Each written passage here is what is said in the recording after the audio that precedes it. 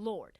Warriors versus Grizzlies, what I would call the Spider-Man pointing at Spider-Man, 2 superstar guards, like physicality all over. Guys who are just gritty you got Dylan Brooks, you got Desmond Bane, you got Draymond Green, and Draymond Green's, Steven Adams is in health and safety protocols. I can't wait for him to return. Series is 100% going 7 games.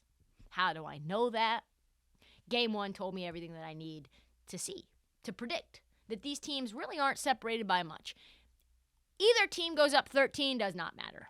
They can score in an instant. They can get very shaky in an instant on both sides of the teams. 2 very evenly matched competitors. Game 1 was pretty much exactly like we predicted. Very gritty, incredibly tight, dozens of lead changes, big-time game-winning shots, big-time go-ahead shots, bodies hitting the floor, ejections, game-winning shot followed by a potential game-winning miss, like Draymond Green hitting someone, like as per usual. And so let's talk about this Draymond ejection for a second, because me and Draymond have had our own little thing back and forth, jawing. But this is what happened. It happened when he got into a battle with Brandon Clark, small 5, killing, who fell to the ground with Draymond holding onto his jersey like it was the safety bar on a roller coaster, just hanging on tight, just trying to stay in that little chair of death. And so then they called it a flagrant 2. You're ejected. He's out of the game right before the second quarter. Draymond decided he was going to address it. I want to play that for our folks. I am dumb enough to think that it would not even be a flagrant 1. Well, that was dumb.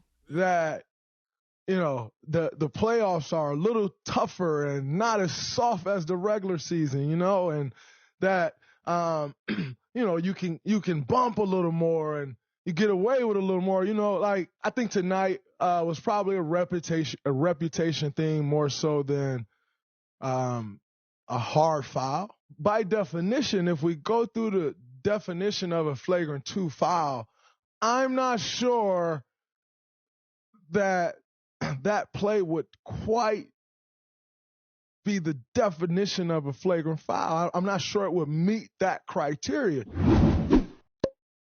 First and foremost, you dragged him onto the ground. It was considered a body slam.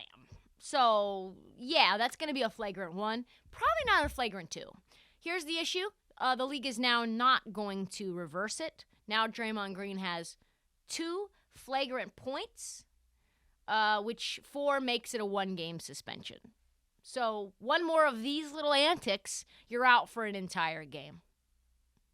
And if it was reduced, then Draymond only gets 1 flagrant point, which would give him more wiggle room in case he does that shit again. Then he has another flagrant point to wiggle with. The Grizzlies' response to the ejection, pretty much a big, who cares? Brandon Clark says, yeah, he's been known for this in his career. Flagrant fouls is his thing. I've watched them on TV my entire life. Not shocking that he would do that. But the thing that I think a lot of fans may be missing is that the Draymond Green ejection might have actually helped the Warriors. The Warriors at one point in time were down 12 points while Draymond Green was in the game. Draymond Green is a matchup issue because of Jaren Jackson, because of Brandon Clark.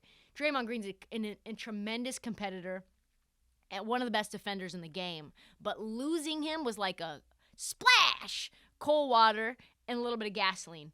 They were like fucking zombies out there. Grizzlies were out to an early lead. They were in transition. Warriors look shook. Memphis is rocking. Steph's missing shots. Everyone's missing shots. Clay then said, as soon as Draymond went out, we ended up having extra motivation, and the team played the rest of the game hopping mad.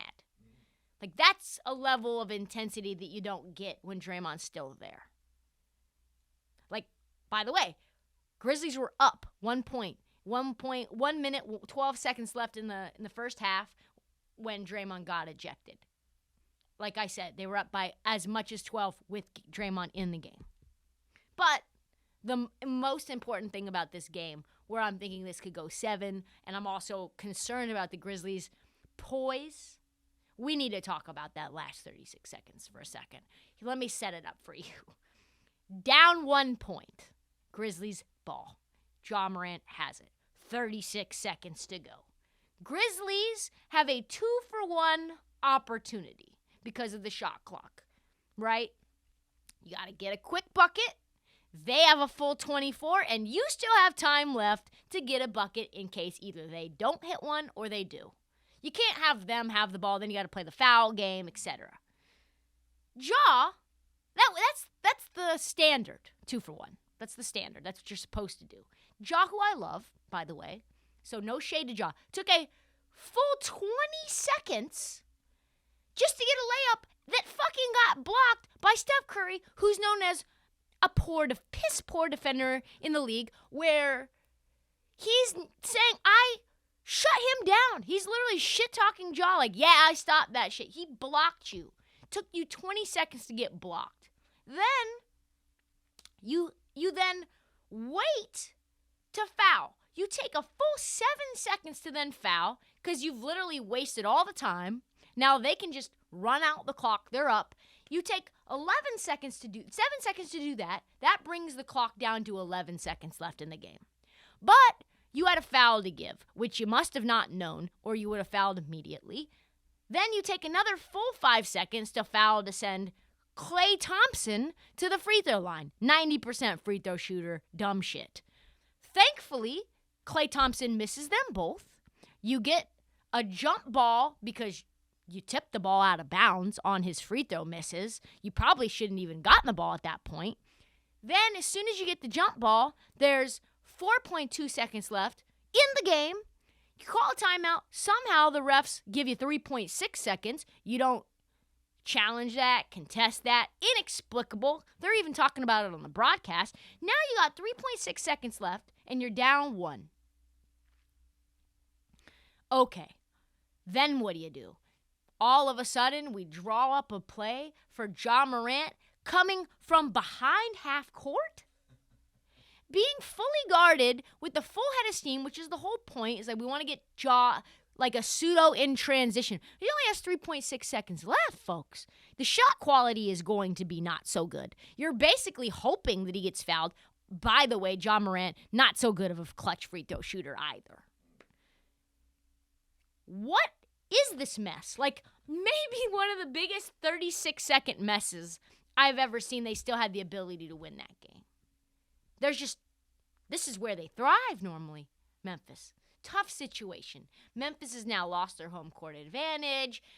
Golden State thinks that they have a leg up because they did it without Draymond. Confidence levels are high. Just no predicting where this goes. Would not shock me, though, if Steven Adams and Draymond Green get into it. Steven Adams, by the way, for folks who don't remember, got into it with Draymond when he was in OKC, and they had those intense battles with KD, Russ, and Steven Adams. He kicked Steven Adams in the Adams apples multiple times in the little twigs and berries.